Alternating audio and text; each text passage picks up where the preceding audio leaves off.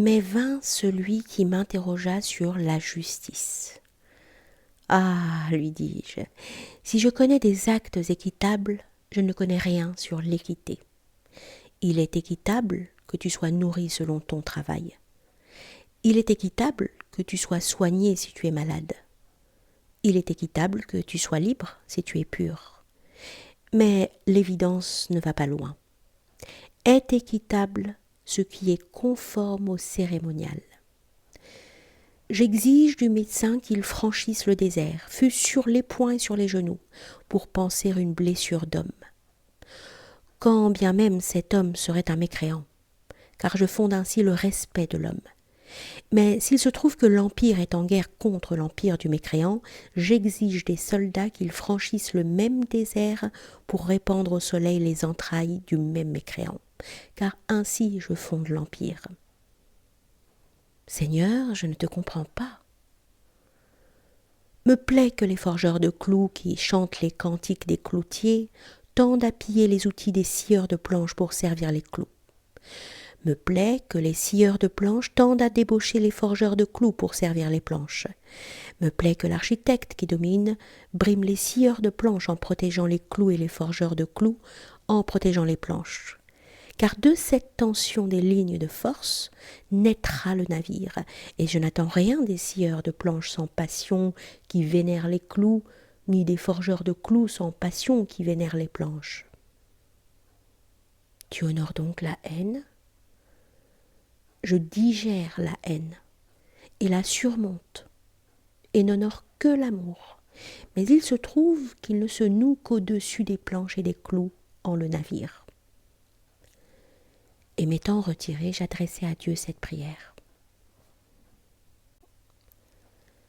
J'accepte comme provisoire, Seigneur, et bien qu'il ne soit point de mon étage d'en distinguer la clé de voûte, les vérités contradictoires du soldat qui cherche à blesser et du médecin qui cherche à guérir. Je ne concilie point en breuvage tiède des boissons glacées et brûlantes. Je ne souhaite point que modérément l'on blesse et soigne. Je châtie le médecin qui refuse ses soins. Je châtie le soldat qui refuse ses coups. Et peu m'importe si les mots se tirent la langue, car il se trouve que ce piège seul dont les matériaux sont divers saisit ma capture dans son unité, laquelle est tel homme de telle qualité et non un autre. Je recherche à tâtons tes divines lignes de force et, faute d'évidence qui ne sont point pour mon étage, je dis que j'ai raison dans le choix des rites du cérémonial, s'il se trouve que je m'y délivre et y respire. Ainsi de mon sculpteur Seigneur, que satisfait tel coup de pouce vers la gauche, bien qu'il ne sache dire pourquoi.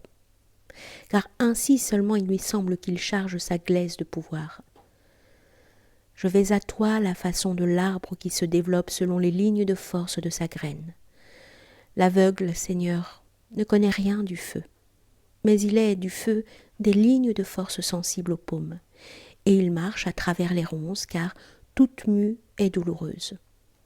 Seigneur, je vais à toi selon ta grâce, le long de la pente qui fait devenir.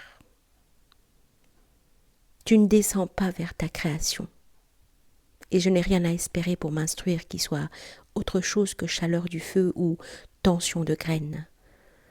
De même de la chenille qui ne sait rien des ailes.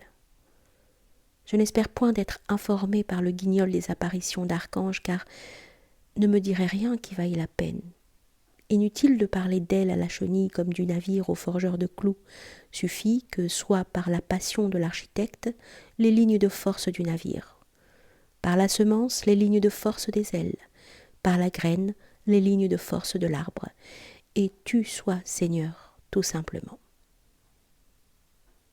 Glaciale, Seigneur, est quelquefois ma solitude, et je réclame un signe dans le désert de l'abandon. Mais tu m'as enseigné au cours d'un songe, j'ai compris que tout signe est vain, car si tu es de mon étage, tu ne m'obliges point de croître. Et qu'ai-je à faire de moi, Seigneur, tel que je suis? C'est pourquoi je marche, formant des prières auxquelles il n'est point répondu, et n'ayant pour guide tant je suis aveugle qu'une faible chaleur sur mes paumes flétries. Et te louant cependant, Seigneur, de ce que tu ne me répondes point, car si j'ai trouvé ce que je cherche, Seigneur, j'ai achevé de devenir.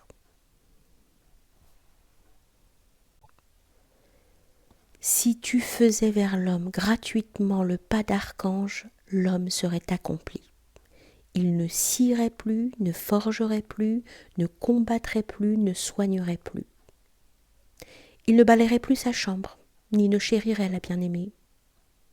Seigneur, s'égarerait-il à t'honorer de sa charité à travers les hommes s'il te contemplait? Quand le temple est bâti, je vois le temple, non les pierres. Seigneur, me voilà vieux, et de la faiblesse des arbres quand vente l'hiver, là de mes ennemis comme de mes amis, non satisfait dans ma pensée d'être contraint de tuer à la fois et de guérir, car me vient de toi le besoin de dominer tous les contraires qui me fait si cruel mon sort, et cependant ainsi contraint de monter de mort de question en mort de question vers ton silence. Seigneur, de celui-là qui repose au nord de mon empire et fut l'ennemi bien-aimé du géomètre, le seul véritable mon ami, et de moi-même qui ai, hélas, passé la crête et laisse en arrière ma génération comme sur le versant désormais révolu d'une montagne, daigne faire l'unité pour ta gloire, en m'endormant au creux de ces sables déserts où j'ai bien travaillé.